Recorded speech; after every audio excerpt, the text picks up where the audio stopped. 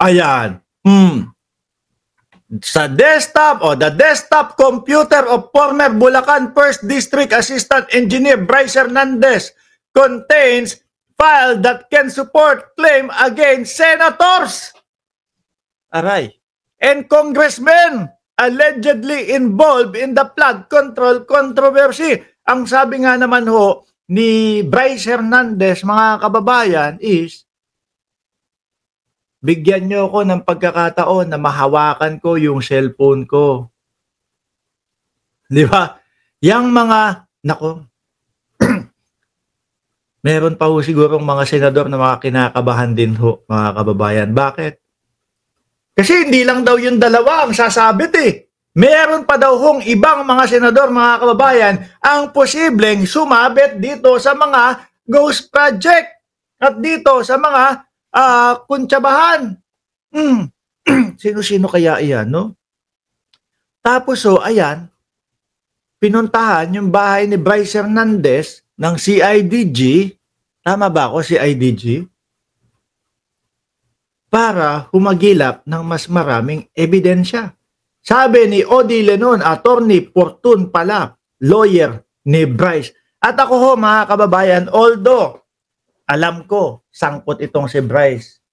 Ano po? Pero yung sa mga hakbang na ginagawa niya, mga bossing chief amo sir, pagsosooli ng mga kaperahan, pinapakita na talagang nakikipag-cooperate. Baka nga ho yung pagpunta ng CIDG doon sa kanilang lugar, doon sa kanilang bahay. Baka utos ni Bryce yan eh. Mga boss, ganito. Puntahan niyo po yung bahay ko. Ano po? Since ganito naman, all out na ako, si Bush Henry lang daw po ang hindi pa nakikipag-cooperate. Wala nang mawawala kay Bryce Hernandez. Lamborghini, Ferrari, tapos yung GMC nga na Denali, isinoli na yung Denali. Ewan ko lang kung isosoli na yung mga Ferrari, pero yan yung sinabi, isosoli. Di ba? Wala nang mawawala sa amin. Ngayon, eto, baka posible na maging witness protection to. Bigyan ng witness protection program po, mga kababayan. Nag-all out eh. Hindi kagaya nung mga diskaya, selective, pinipili kung ano lang yung gusto nila, mga bossing, nasabihin. Sabi ni Maria Nelly Sabinay, I'm new. Welcome po kayo dito sa ating channel. Baka yan nga ho, ito. Baka si Bryce pa nagsabi niyan, since tapos na ho yung 12 oras ko, madami pa po akong gustong ipakita, ilabas eh. No? Puntahan nyo na lang po yung bahay ko, puntahan nyo po yung laptop ko. Nandoon po, makikita ninyo lahat ng mga ebidensya kung sino po ang mga nakakatransaksyon, kung sino po yung mga nakakausap namin, ganito, ganyan, yari. All out na eh. Diba, ikulong na din yan kung kailan tumanda, nag-isip bata, naku, muntikan ka na kay Erap dati. Si ano pala yun? Si Chavit Singson, 84 na pala yan. I am new also and renew, sabi ni Miss Lady Cha. Ako, salamat po. Renew yung kanyang membership dito sa ating channel. Salamat po. Fortun said that the Senate Blue Ribbon Committee wants to get hold of Hernandez computer which he retrieved over the weekend as evidence in the ongoing investigation. However, he emphasized that the engineer's legal counsel has decided to surrender the device entirely to the independent Aray! No. Diyan sa ICI. Yan, walang walang salaan yan. All out diyan. May madadawit na mga congressman, anak ng tinapa, umuwi na ba si Saldico? Saldico, ano na? Umuwi ka na, aba. Ginagawa mo dyan.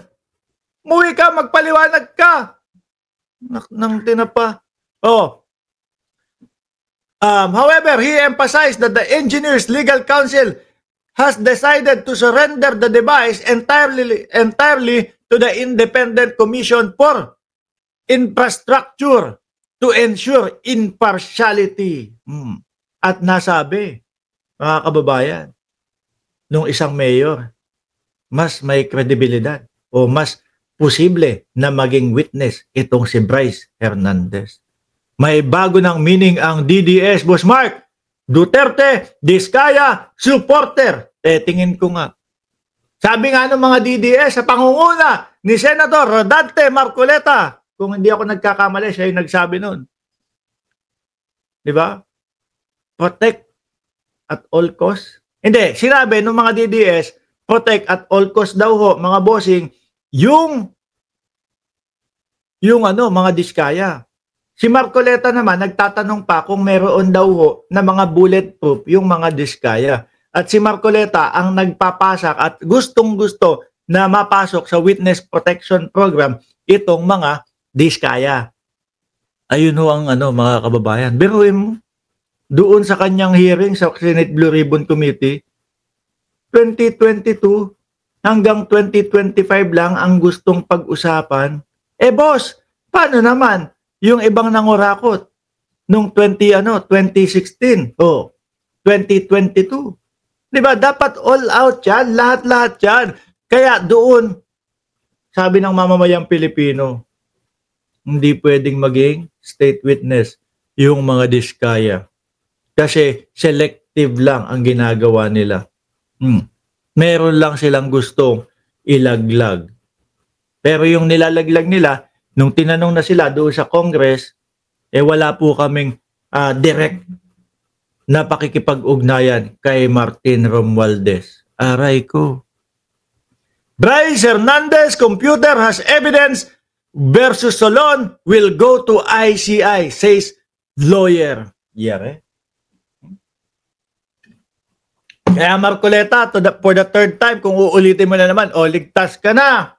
Wag na. Mahirap Mahirap yung ginagawa mo kasi baka dumugo yung puwit.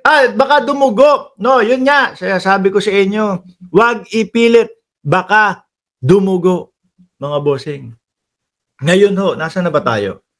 Dakuin natin si Manong Chabit. Sige nga, ito nga si Manong Chabit. Sabi nung iba, kung kailan tanda-tanda na, saka pa makakukulong, aray ko mga bes. Sabi kasi dito ni Manong Chabit, mga bossing, ang dinadamay ay si Congressman Martin Romualdez na dating House Speaker. Chabit.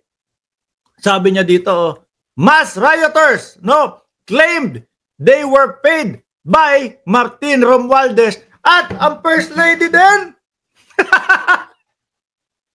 Grabe, nakikita niyo yung style ng mga DDS, mga kababayan?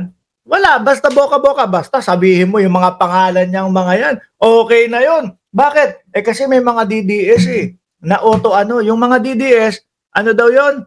Auto paniwala.